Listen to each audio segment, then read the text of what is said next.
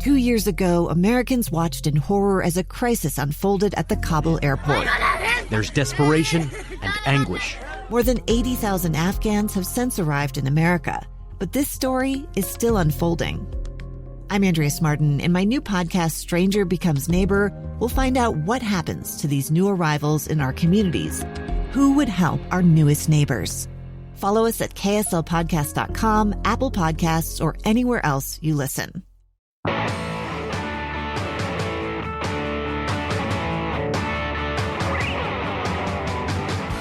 Welcome to Project Recovery. I am Casey Scott, your host. That is Matt Woolley, your co-host, and you're a clinical psychologist. That's right.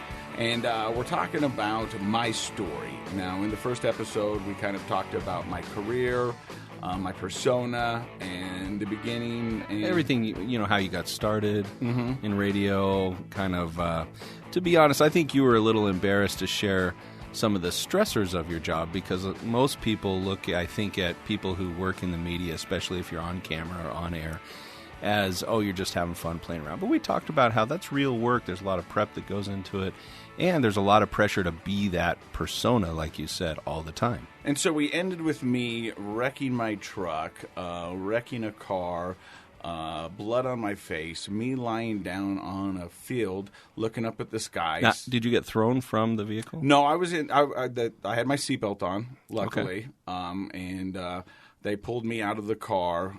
They said lay down. I said no, I'm good. I want to make sure everyone's all right. They said no, I think it's best if you lay down. These are who's saying this to you? Just people that pulled me out. Just the people that helped, stopped to help. Yeah. Okay. And so then I'm lying down on the ground. I'm staring up at the sky. Sirens are going. People are crying. Blood is everywhere. And in that moment, you know, a lot of times you hear people talk about your life flashing before your eyes.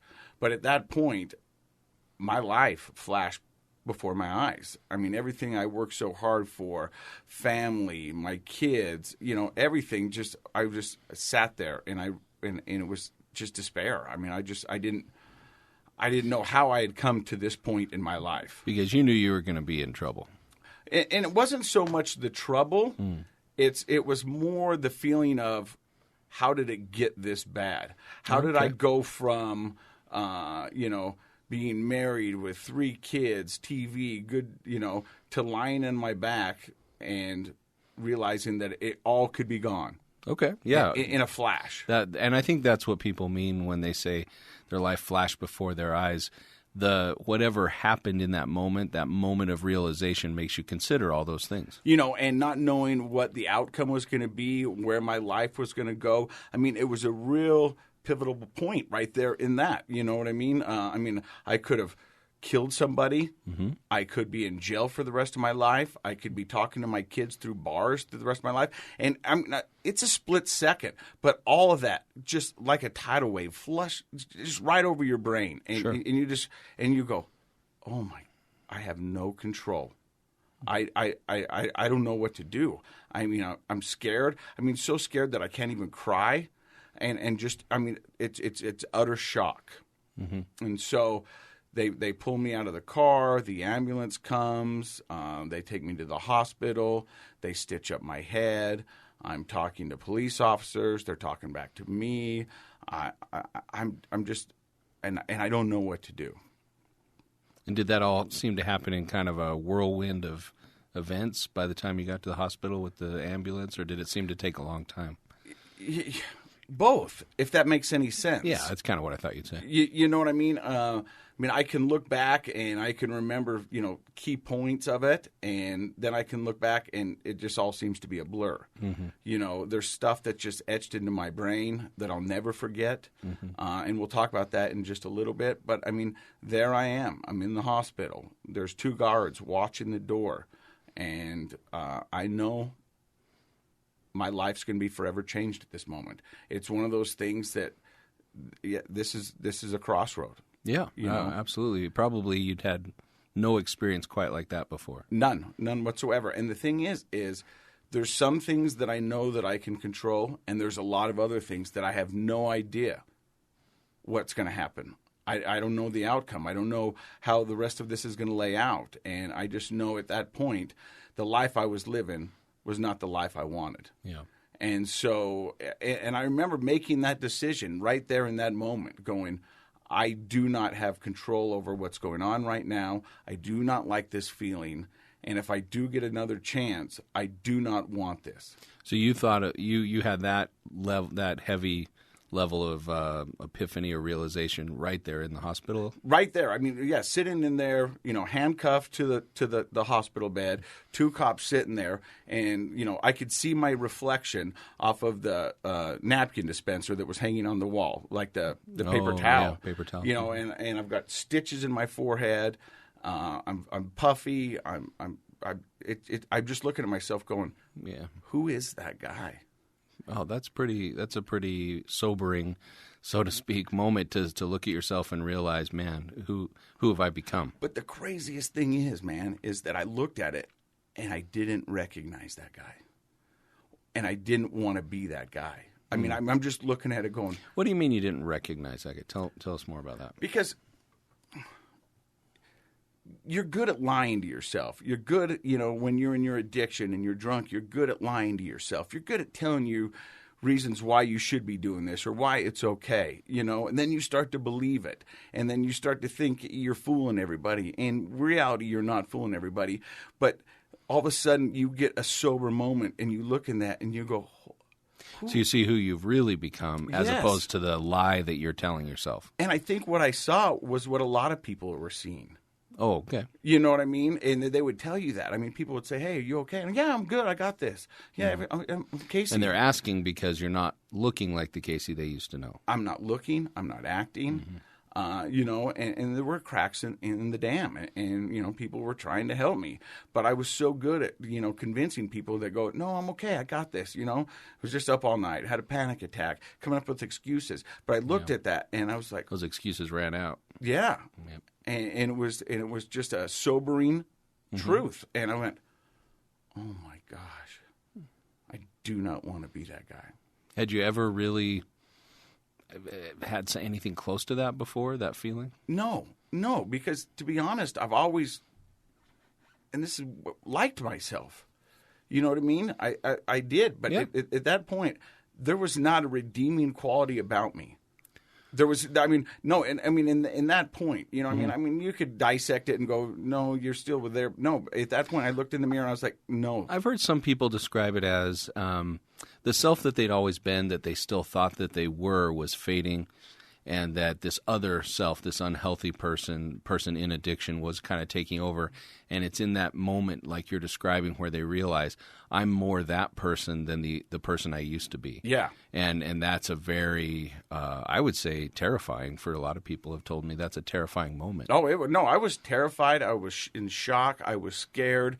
I didn't know what was going on. And so at that point, I decided I needed some help. Now, let's pause just for a second, just for the listeners. You were intoxicated at the time of the accident, and that was kind of part of your typical drinking on a daily basis routine. Well, can you tell us what happened to the passengers? Was it just one other car that was involved? It was a family, and from what I understand, they're okay. They're okay. For what I know. I mean, and I say okay, and I there's multiple levels, right? Yeah. But physically, no one was killed. No, yeah. And as far as you know, no major injuries. Yeah, as far as I know. Okay. Obviously, when a person's involved in a car accident, it's very probable that they'll have, what we call acute stress reaction, or maybe even some PTSD. But emotionally, I'm sure it's scary for them. But physically, we know they're okay, as far as we know. Yeah, and I use the term okay. Yeah, loosely, I get that. Yeah. Because I don't know. Yeah. From what you've been told. From what I've been told. All right. I'm sure listeners were wondering. Yeah, and it's a fair question, and that's one of the things that in rehab, and I thank God, and every night I thought, what if? Yeah, and I think that's what fuels some of these horrific self-realizations like you're describing, is the realization that my irresponsible behavior could have ended or permanently ruined somebody's life. You know, could have ended a life, could have created permanent damage that can never be replaced. I mean, it's in those moments that really hits. Yeah. And so, so after that, the cops walked me out, and, I'm walking out of a hospital. I've got handcuffs on. I'm walking to the car. They put me in the car, and then they take me to the jail. And I've got a golf shirt on. It's covered in blood. I've got stitches on my forehead. I mean, a lot of people have seen the mugshot. Yeah. And we go into the police station, and I say to them, I said, hey, is there any way we can not do a mugshot? And they said, why? And I said, well, I think it would just be better for everyone. And they said, no. And I was like, okay. That's not optional. Yeah, you know what I mean? But right, I mean, I thought I'd give it. Never hurts to ask. Yeah, I thought right? I'd give it a shot. So I get over there, and I take the mug shot, and then they put me in the holding cell, and I'm sitting there in the holding cell, and they do the numbers, and they tell me what my bail is.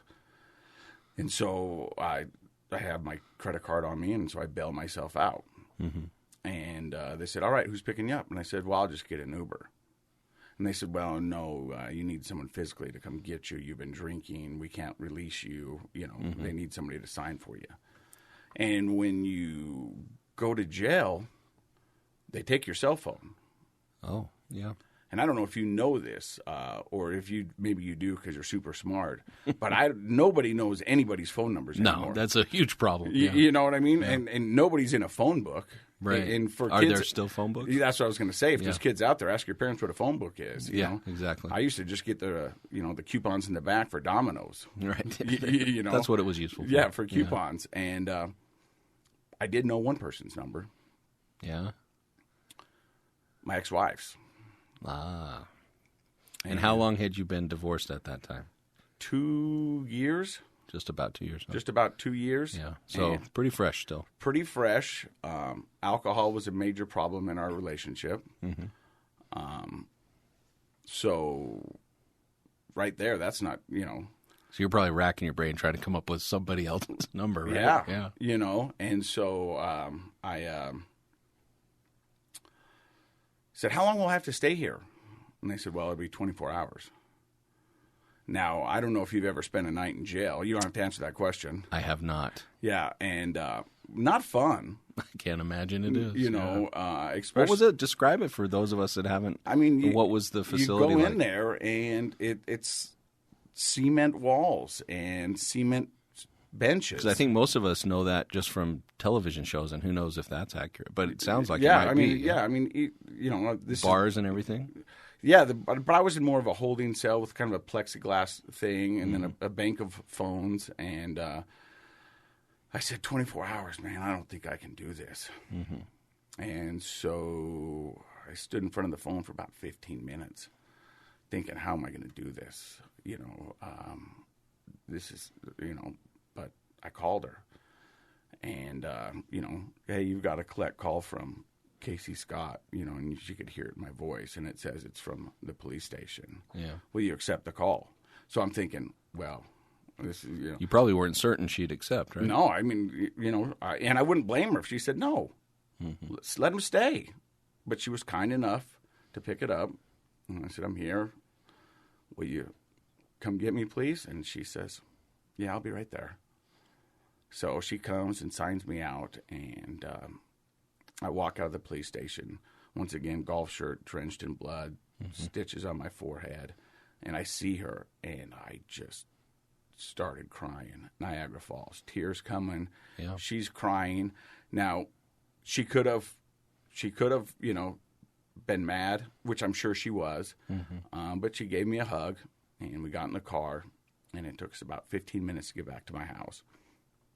And I just sat there crying, and pulled up to my house, and I got out, and she got out. And I said, so I'm sorry, I need help, and I'm going to get it, and I'm going to be the ex-husband you deserve, and I'm going to be the dad to the kids that they deserve. I said, I don't know where this is going to go, but I am going to fix this to the best of my ability. And she said, I think you can do it. I've seen you do some amazing things. And she gave me a hug, and I gave her a hug, and I went inside. And my dog came and put his head in my lap, and I just started crying. I mean, more tears than, I ever thought possible. And I didn't turn the TV on, which I normally do, just sat there in silence and said, what am I going to do? And I called a friend, and she told me about this place called Uni. Mm-hmm. She goes, I think you should give them a call. University of Utah Neuropsychiatric Institute. Yeah, right. And it's a detox center. Well, it's a full-service psychiatric hospital with a detox center. Okay. Yeah. Mm-hmm. And so I called this detox center, and I said, hey, I don't know what I'm doing. I don't know what's going on, but I need help. And they says, okay. Do you have insurance? And I said, yeah, I got insurance. I said, I'd really like to come tonight if at all possible. And they says, well, I mean, by this time it was after 5 o'clock. And they said, well, we can't run it through the billing. They said, if you come tonight, it's going to cost you about $3,500, and we don't know if you'll be able to get that back. If you can wait till tomorrow, insurance will cover it, and it'll be a lot cheaper. And I says, okay, I think I can wait till tomorrow. What time do you guys open? They said, well, we open at 7, but we won't be ready until about 9. And I said, well, I'll be there at 7. And they said, well, you really don't need to because we can't do it till 9. I said, I'll be there at 7. Yeah.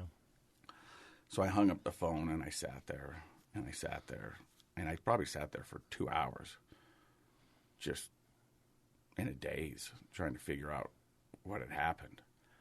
And then about 9:30, my front door swings open. My mom, my brothers, their wives, and their girlfriends come busting in.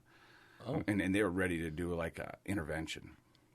And how had you talked to them? Yeah, I talked to them, because, I wanted to give them a heads up, that this is going to come out. I mean, I knew me being on the news and this happening. I mean, I've seen it before. Yeah, it's going to make headlines. Yeah, and I wanted to give everybody a heads up as possible. And so they come flying in, and they're ready for an intervention. I mean, my little brother, who's gigantic, he's puffed up, he's ready. He's got his letter. He's got his speech, Yeah. We're ready to do this, Some serious, love coming your way, right? He was going to give me the tough love. My mom was going to cry. My older brother was going to try to be the voice of reason. Mom's crying's the worst, though, out of all that. Yeah, and so they came in, and they were ready to do it. And I said, I've already called. I said, what? And I said, yeah, I've already called. I'm going. So we didn't have the intervention. And then we went right to the hug and everybody crying. Yeah. And the weird thing is that after that, they all left. They're like, you're good? But it was a cold truth. I mean, they had to get back to their families and their kids. And, and so I sat there and I said, okay. My mom says, I'll come pick you up in the morning. I said, all right. Mm-hmm. And so we'll talk about that coming up next.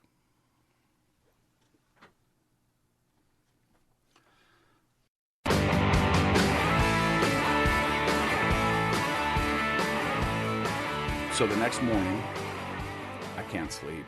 I'm in my head all night. I'm having panic attacks. I'm getting out of bed. I'm going to the mirror. I'm looking in the mirror. I'm going back to bed. I'm drinking water. I'm splashing it on. And I'm just in a full-blown panic attack. Well, what are you going to look in the mirror for?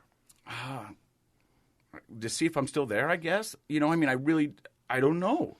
Just kind of checking in with yourself a little bit. I'd look at the scar and I'd look at my face, and it was kind of one of these things. It's like, how did it get to this? Mm-hmm.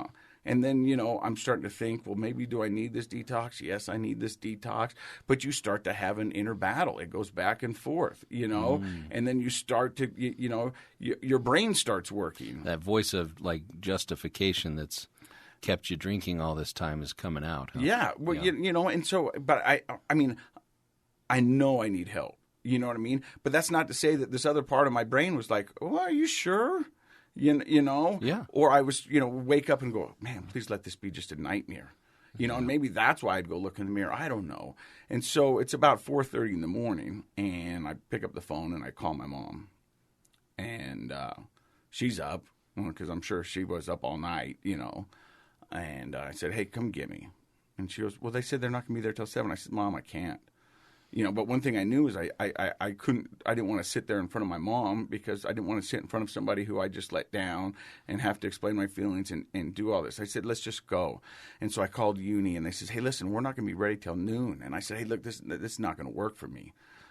This is not going to work. I need help, and I need in. I said, I'll be there and just sit there, and whenever you get me in, get me in. Yeah. And so they take me down, and my mom shows up there. We go in there. And then to get into uni, you've got to be completely sober. I mean, they bring out a breathalyzer. You have to blow. Right. Yeah, and they say coming off alcohol is one of the worst ones to come off of. People actually die from it. And so that's true. We've got to check your blood. We've got to do all this stuff. We got to, because we're assuming the responsibility for you. And you're going to have to give consent for treatment, and you have to be sober to do that. Oh, do you?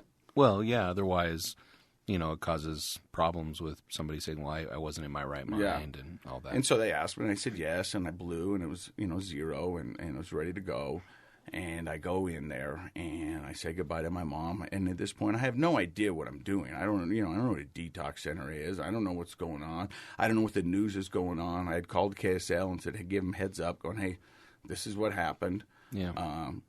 Just to let I don't want you guys to be taken off guard of this. And, did that. And so I'm in there, and I walk in, and they take my belt, and I go, what do you take my belt for? And they go, it's just a precaution. And then they take my shoes and my shoelaces, and for the same reason, precaution. They give me some scrubs and no-slip socks. I guess that's a big thing. Yeah, I find out later in rehab, people are like, oh, they got good no-slip socks. And so Uni's got good no-slip socks. And they're basically the same socks you use at Get Out Air. You got to be known for something. Yeah. Right. And so you go in there, and then they put you on some drugs to get you off alcohol. And my breathing got really low, and I ended up going into the ER because they were worried about me. And so there was a lot of this. And about the third day, you start to come around. And I'm like, hey, so what's going on? And they're like, well, you got 4 more days. And I go, 7 days, huh? And they go, yeah. And I was like, okay.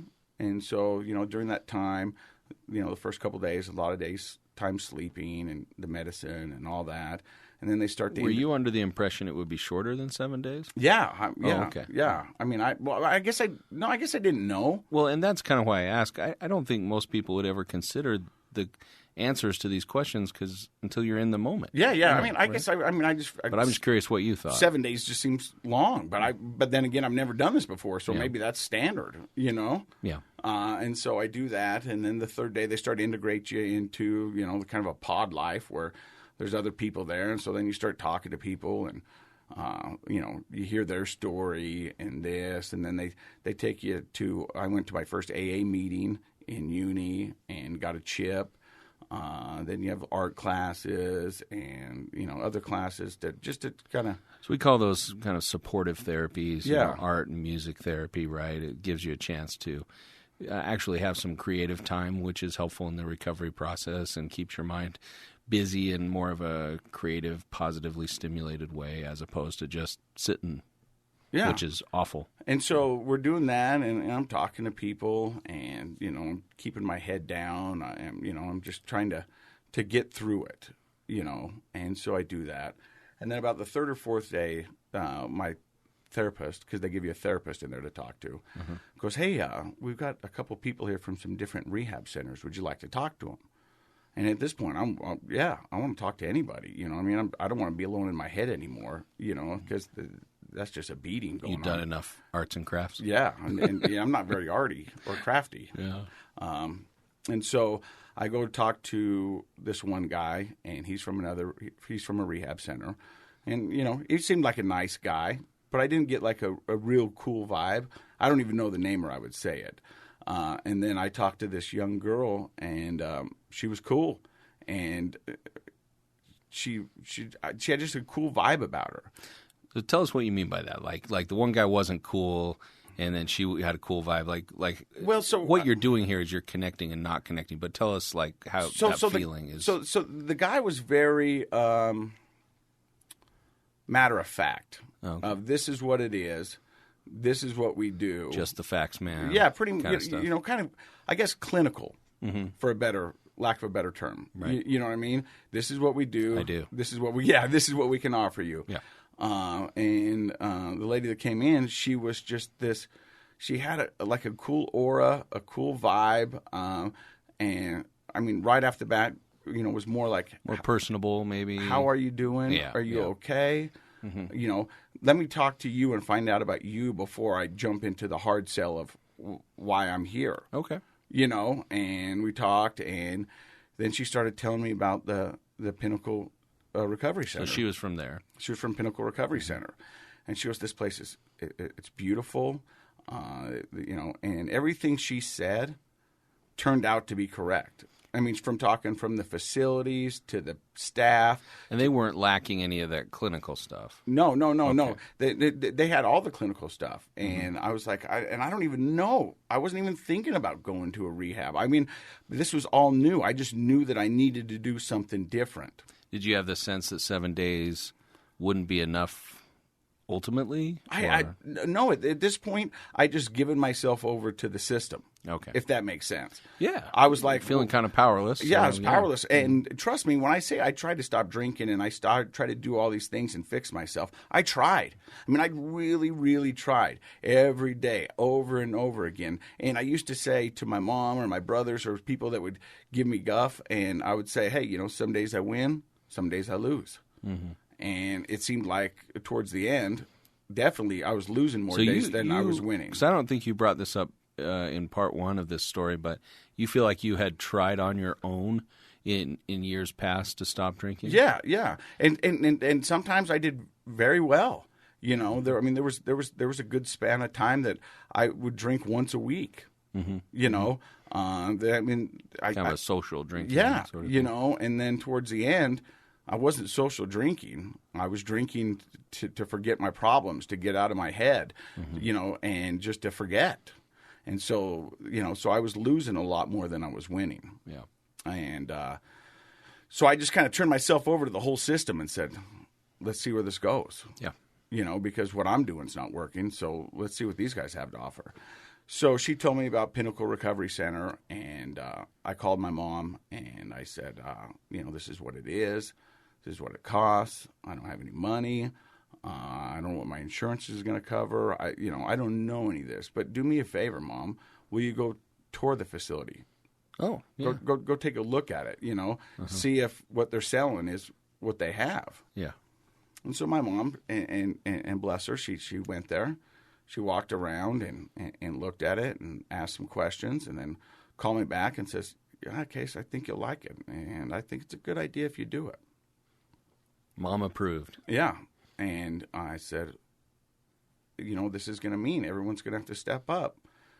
And I feel like I can't ask that of them. And she goes, "What do you mean everybody's got to step up?" I've got 3 dogs. I've got 3 kids. I've got an ex-wife. I've got a mortgage.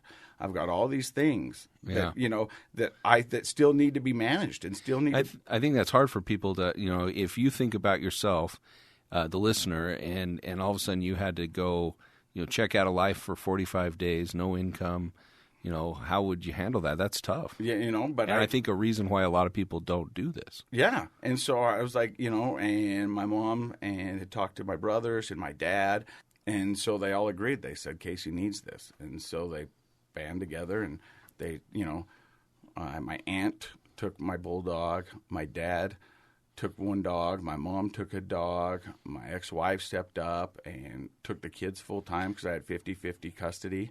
Kudos to her for all her help, right? And I still got 50-50 custody. Mm-hmm. And so they said, we need this. And so I checked in. And when I got there, I walked in and I was surprised. And it was everything they said it was. I mean, it was a beautiful home. It was, it was everything that she told me it was going to be. And it had been originally had been someone's home. Or it was built for this. Yeah, it was. I mean, it's right next to the Cotton Bottom. Oh, okay. Up in Cottonwood, Pinnacle Recovery, and there was 2 lots. They tore it down, built this beautiful home. It's got a volleyball court, a river running through the back of it. That's a beautiful place. Yeah, I mean, gorgeous, And so I checked in. Why is that important to you? You keep mentioning that, like, it felt like, Because- why is that important? Why not just a cinder block building? So when you're in recovery, there's a lot of self-introspection, and there's a lot of what they call processing. And processing is you sit down with 15 other addicts and you talk about stuff. And one point I was talking, and I was saying I was going to go to wherever they sent me, and it didn't matter if it was white walls and two dudes in white jackets just watching me. And he goes, "You're still going to go?" And I was like, "Yeah, because I know I needed it." But to find out it was a nice place and it was comfortable and had a home vibe, I think that really helps with your mental stability to know that it's, hey, okay. Yeah, that does. It has a positive emotional impact for people. Yeah, and so we move in there. I move in there and I get a roommate, and I start going through the program. And Pinnacle Recovery is unique to me, and I can only say this because I've only been to one rehab. Now, there was people in there that had been to 4 or 5 different ones, and they would talk shop, and they would say this one's good, this one's bad, and all this stuff. So I can only talk about Pinnacle Recovery because that's the only rehab that I've ever done. Yeah. And so I go there, and they were good in the fact that they threw a bunch of stuff at us. Now, we were in meetings from 8:30 in the morning until 9:30 at night. We do meditation, we do 12-step, we do yoga, we do working out, we'd go to lunch, and you'd sit down and read in your journal, and you'd write down positive affirmations. And so you were nonstop going all the time. So that's what you mean by they threw a lot of stuff at you. Yeah, and it was kind of, for me, like an a la carte. It was like, oh, I this one makes sense to me. I'm going to try to implement this in my life. This one, it doesn't seem like it's my deal. Mm-hmm. I'm going to shy away from that one. Not to say that doesn't work for somebody else, but it just doesn't seem to work with me. Mm-hmm. I mean, we went to healing circles. We had some lady banging on a drum, blowing sage in your face, and it was just a bunch of stuff. And it was mindfulness, and it was positive. And so I did it. I was there for 45 days. Yeah. And one day my therapist goes, "How come you haven't asked?" And I go, "Asked what?" And he goes, "How long you're going to be here?" Because once you get into it, there'll be certain people going, "I'm only here for 30 days." And that's because that's all their insurance is going to cover, or that's all their work let them off for. And I knew that I wanted to be in there until they felt like I was okay to walk out and have the tools on me that I could use to get through this and to work towards recovery. And I said, well, I've never asked because I thought you guys would tell me. Mm-hmm. If you see a finish line, you'll either push harder or you might lighten up a little bit because you can see it. I said I didn't want to go into it like that. I just thought you guys would say, when you're ready, you'll let me go. And so, throughout the thing, people said, are you a 12-step guy? No, I'm not a 12-step guy. I think there's a place for 12-step, and I think a lot of people like that.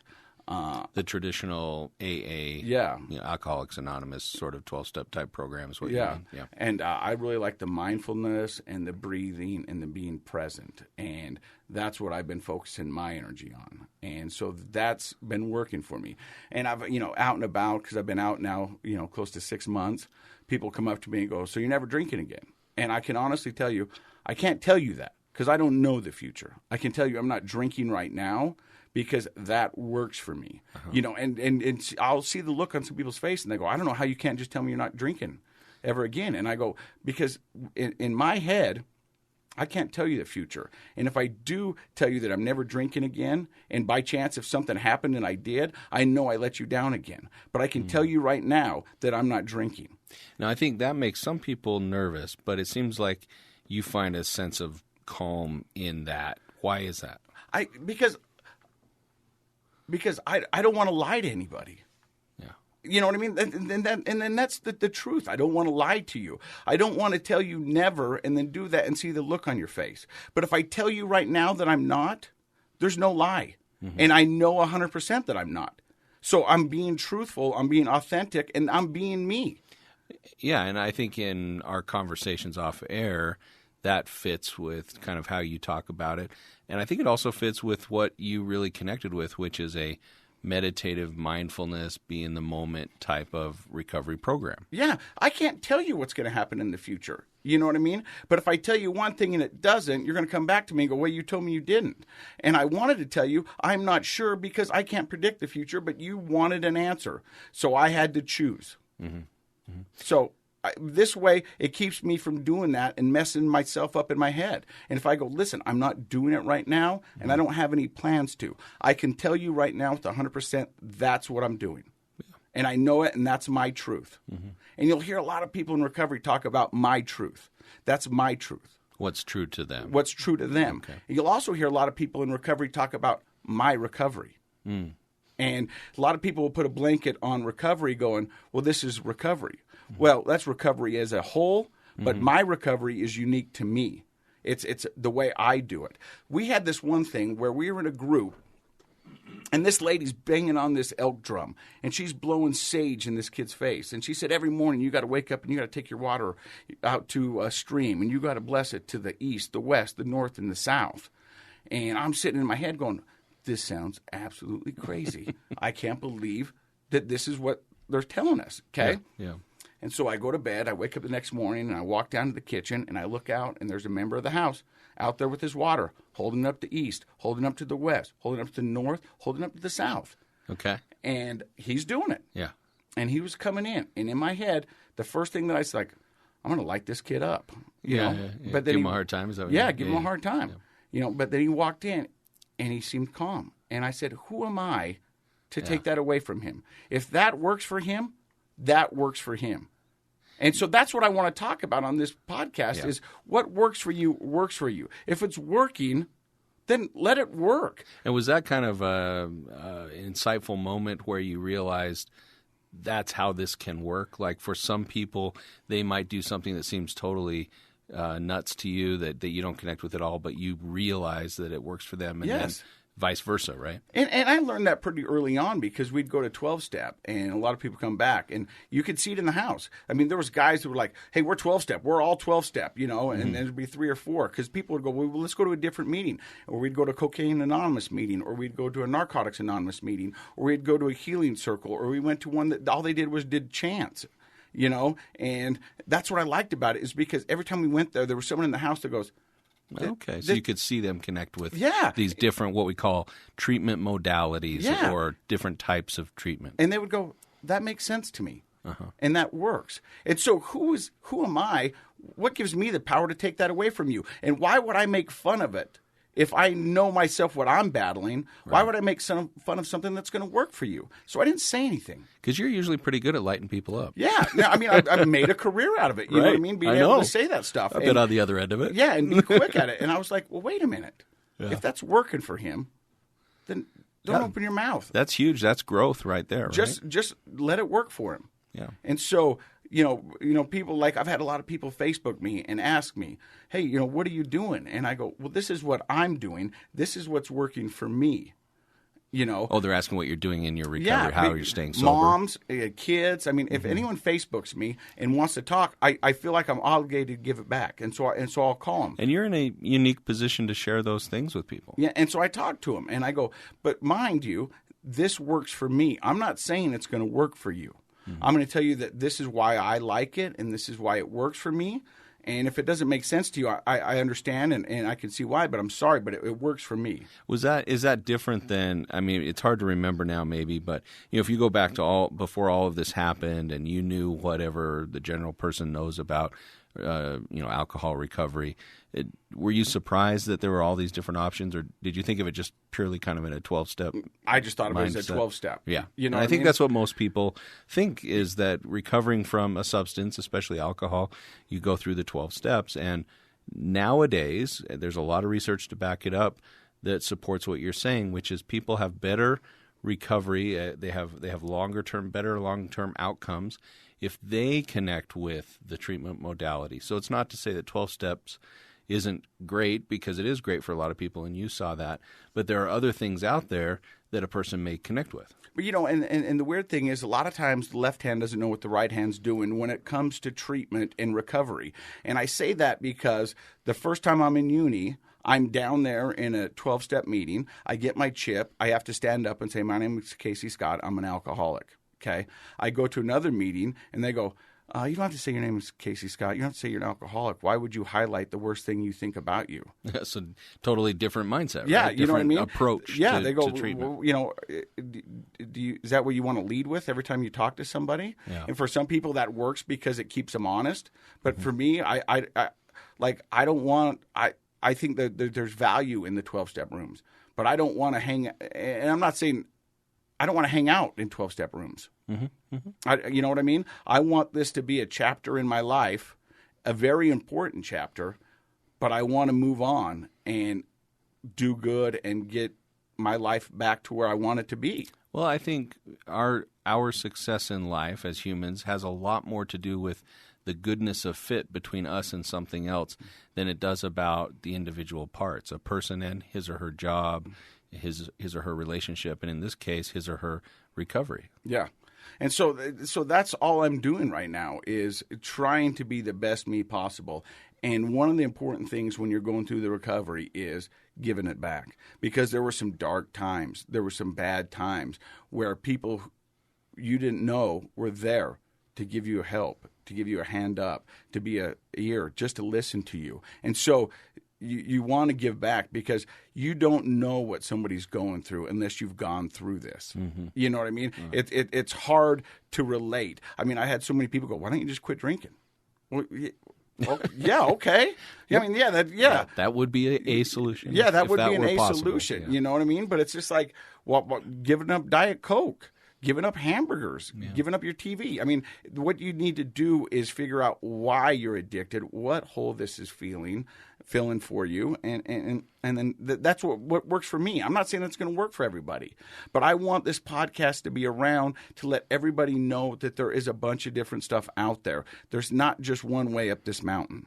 Yeah, and I'm when you first came to me and talked to me about doing this, I was excited about that for that same reason, and that is that a lot of people have one point of view on what addiction is. Number one, am I really addicted? A lot of people don't believe they are. And number two, what can we do about it? So a lot of people look at a 12-step program and think, great, that's going to work for me. But a lot of people, they're not so sure they want to, call themselves an alcoholic and stand up there. And then they, unfortunately, if they don't know that there are other options available, a lot of those people just don't get any help. And of course, then there's a cycle. So my investment in this podcast is to help people understand, what are addictions? We're going to talk about, of course, alcoholism and substance abuse and addiction, but we want to talk about a lot of other addictions that are maybe considered behavioral in nature, but are just as difficult to understand and to kick as maybe alcohol, and what are the options for all of the treatment. We want people to feel encouraged and uplifted that, hey, if I have something in my life that's holding me down, if I'm dependent or addicted, there are options for me. And this isn't just for addicts as well. I mean, this is for family members. Absolutely. This is for anybody who knows somebody that might be addicted to something. And maybe you'll glean something from this. Maybe you'll go, hey, well, that makes sense. Or it might give you a different perspective on what somebody who has a real addiction is going through. Yeah, absolutely. We're talking about your experience, but think about what your story, your brother and your mom and your ex-wife, all these people that love you, they didn't have any experience with this before. They came in guns a-blazing, getting ready for some tough love with you. They didn't know where to take you or what to do either. So we want everybody, because you're going to have somebody in your life that you love and care about who's going to struggle with something like this, and we want you also to feel like you know what to do. All right, so that was just a kind of Cliff Note version of my story. I'll be sharing more of my experiences, my wins, my losses throughout this whole recovery process, and it's going to be my job to be as honest with you as possible, and that's what you can expect from me. Yeah, I'm excited to be here with you, Casey. This is, I think, great for you personally, just on a therapeutic level, to be able to get out there and talk. You have the ability uniquely to reach a lot of people. And I'm excited to educate people along the way with you. So if you know somebody who's suffering from some sort of addiction, have a conversation with them, please. See you next time.